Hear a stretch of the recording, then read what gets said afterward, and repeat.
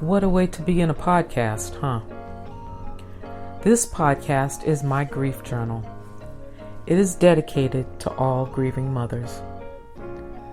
I've attended several grief groups over these last 6 months, and one of the recurring themes was to journal on a regular basis. Well, really on a daily basis.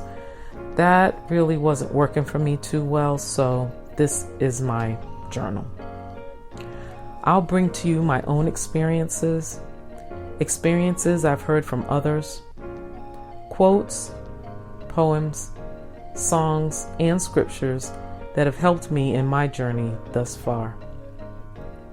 There is so much I did not know about death, dying, and the depths of pain experienced through the loss of a child. I remember thinking, this is stuff that happens to other people until it happens to you. I also had no idea just how many moms go through this experience on a daily basis. I'm the member of 2 Facebook groups for mothers who have lost children.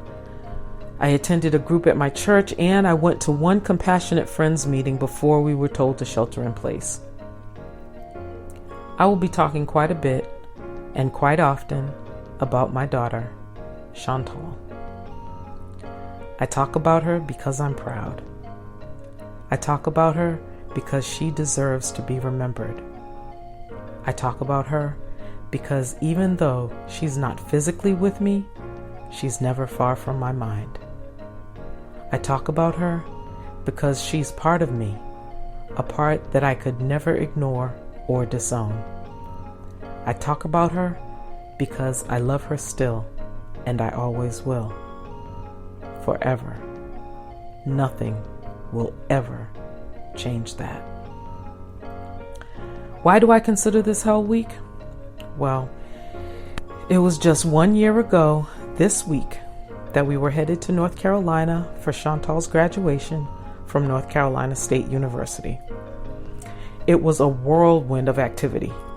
We flew into Richmond, Virginia, picked up my mom who lives in Newport News, then we drove down to Raleigh. We had to move her out of her dorm, which was a 3rd floor walk-up, by the way, no elevator, and get her things into storage before all of the activity started taking place. And she also had her multicultural graduation that afternoon. The next day was a flurry of activity. Picking up family members from the airport, wrapping up things with the college, getting her ready and prepared and settled to get her back home with her luggage, that what needed to go in storage, what didn't need to go in storage, some things temporarily needed to go in storage, was she going to be able to have access to. Friday was her graduation ceremony from the College of Education. Saturday was her graduation for all of North Carolina State, and Sunday was Mother's Day. That's why this is Hell Week for me. The week leading up to Mother's Day will always be bittersweet. Not sure what I'm going to do on Mother's Day this year. My son is sheltering in place where he is, and my baby girl is no longer here. I will lean on the strength of the Lord and loved ones to get through that day, just as I have since that awful day. So, what am I grateful for? I'm grateful that I had her as long as I did. She was a preemie. When she was born, she weighed 1 pound, 13 and a half ounces. I'm grateful that she suffered no long-term effects from her prematurity. In fact, she was an avid reader and graduated college magna cum laude. I'm grateful that she got to experience traveling the world. She went to London to study abroad and even took a side trip to Paris. I'll have to share that story about that at a later time. I'm grateful that I can be here for another mother who is going through and needs that encouragement to continue on.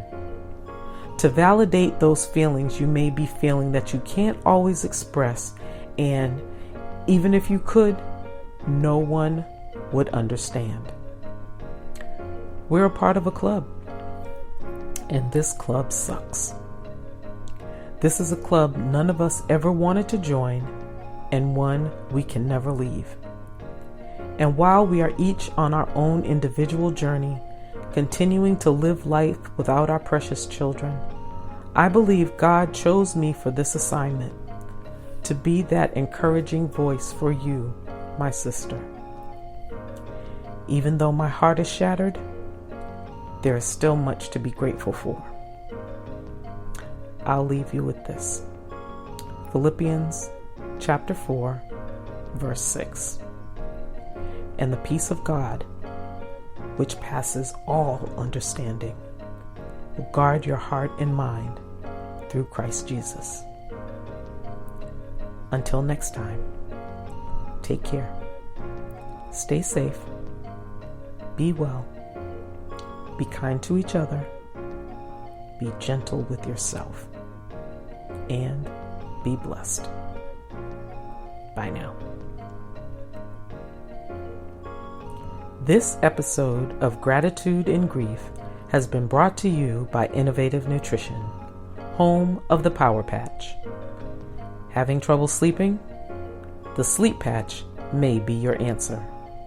No melatonin, just natural ingredients that work with your body to help you get the rest you need. Visit their website at bit.ly/powerpatch.